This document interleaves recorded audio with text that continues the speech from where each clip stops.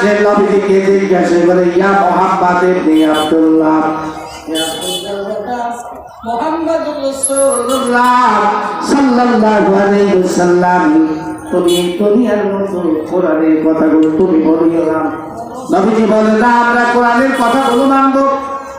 আমাদের রব হলো আল্লাহ। জোরে বলুন আমাদের রব কে? আরো জোরে বলুন আমাদের রব কে? আমাদের রব হলো আল্লাহ। আমাদের দ্বীন হলো ইসলাম। আমাদের ধর্মগ্রন্থ হলো কোরআন। কোরআনের আইন এই পৃথিবীতে প্রতিষ্ঠিত করার জন্য দুনিয়ার মুসলমান কেউ যদি এক মিনিট যদি চেষ্টা করে কোরআনের বিধান প্রতিষ্ঠিত করার জন্য কোন মুসলমান যদি চেষ্টা করেন, এর বিনিময়ে আল্লাহ রাব্বুল আলামিন তার জিন্দেগির সব গুনাহগুলো মাফ করে দিবে। জয় বল সুবহানাল্লাহ। কোরআনের বিধান মানার জন্য চেষ্টা করতে শুধু নামাজ, রোজা, হজ, যাকাত এগুলোই কি আমাদের কোরআনের মানে ধর্মের বিধান? আসলে বিষয়টা তা নয়। ধর্ম কোরআন হচ্ছে মানুষের স্কুল অফ লাইফ, জীবন ব্যবস্থা। সমস্ত কিছু কোরআন মাফিক আমাদের হতে হবে।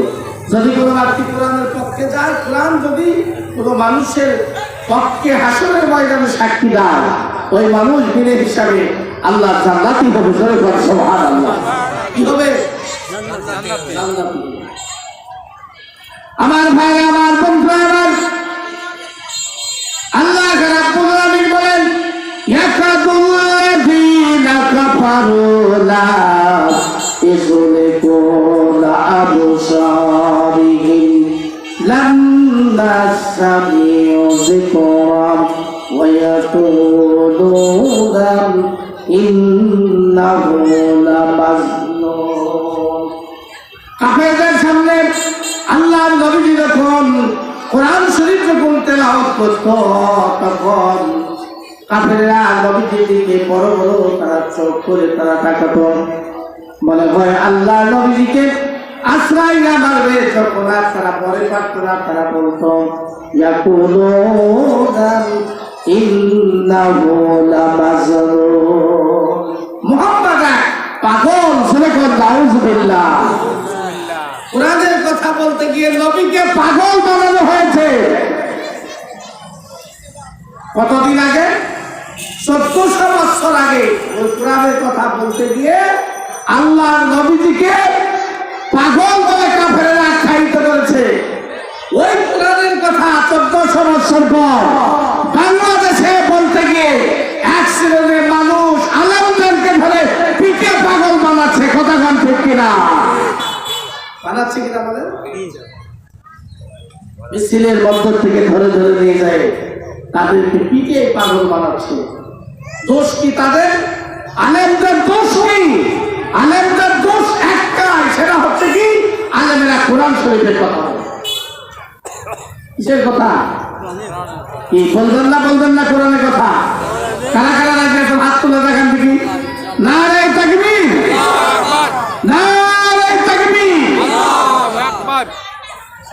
আমার ভাই, আমার বন্ধু, আমার কাফেররা বৈঠক করলো দারুন নবুয়তে। আবু জেহেল কাফেরদের মাঝে সিদ্ধান্ত দিল। সিদ্ধান্তটা হলো মুহাম্মদ ইবনে আব্দুল্লাহ, যিনি আমাদের মাঝে সত্য নবী বলে দাবি করেছে, এই নবীজির কথাগুলো আমরা শুনতে রাজি হব না। অতএব এই মুহাম্মদকে আর দুনিয়ার বুকে আর রাখা যাবে না। তাই নবীজির ঘরে চতুর্দিকে নবীজিকে হত্যা করার জন্য তারা ঘেরাও করলেন। জোরে বলেন নাউযুবিল্লাহ। দোষ কি? তবে কিসের কথা কইছে? বুঝা পারেন না কথা? কিসের কথা বলেন? কিসের কথা? কোরআনের কথা। কোরআনের কথা বলার জন্য নবীর ঘরের চতুর্দিকে কাফেররা ঘেরাও করলেন। জোরে বলেন নাউযুবিল্লাহ। কোরআনের কথা বলার জন্য আপনি যখনই আপনি হকের উপর দাঁড়িয়ে যাবেন, তখনই সবার শক্তি আপনাকে ধরবে। আপনার বিপদের তখন শেষ হবে না। তো ঈমানদার মুমিন মুত্তাকিন পরহেজগার বান্দা যারা, এই সমস্ত বিপদগুলোকে তারা বিপদ মনে করে না। কথা বলেন ঠিক কিনা?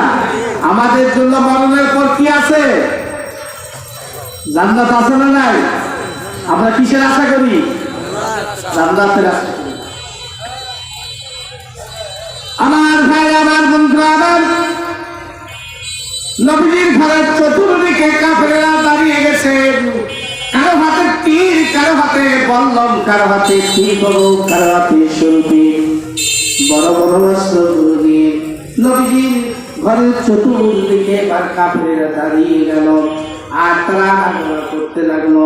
কিছুক্ষণ পরে আব্দুল্লাহ বাবা মুহাম্মদুর রাসূলুল্লাহ সাল্লাল্লাহু আলাইহি ওয়াসাল্লাম এই ঘর থেকে বের হয়ে নামাজের জন্য যাবে।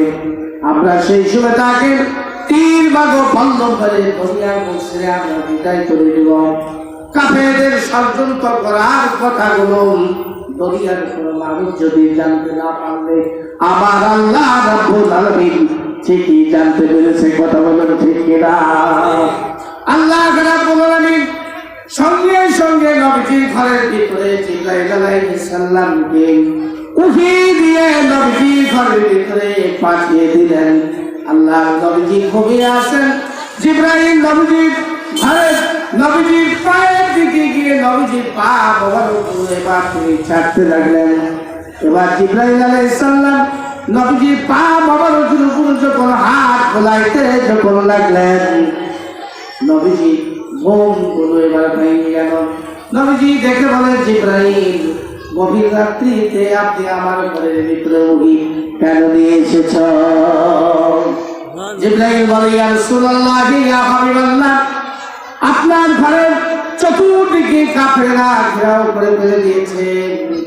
নামাজের জন্য যখন আপনি বের হবেন, তীর মারবে, বন্ধক মারবে, আঘাত করে আপনাকে শেষ করে দিবে। আল্লাহ রাব্বুল আলামিন আপনাকে হুকুম করেছে এক্ষুনি নবীজি আপনার জন্মভূমি ছেড়ে অন্য দেশে আপনি হিজরত করুন। সুবহানাল্লাহ। নবীজির দোষ কি ছিল? কি কারণে ওই যুগের কাফেররা নবীজির ঘর ঘেরাও করলো? নবীজির দোষ একটাই ছিল, সেটা হচ্ছে নবীজি কোরআনের কথা বলেছে। কিসের কথা? কোরআনের কথা। খুব মনোযোগ দিয়ে শোনেন।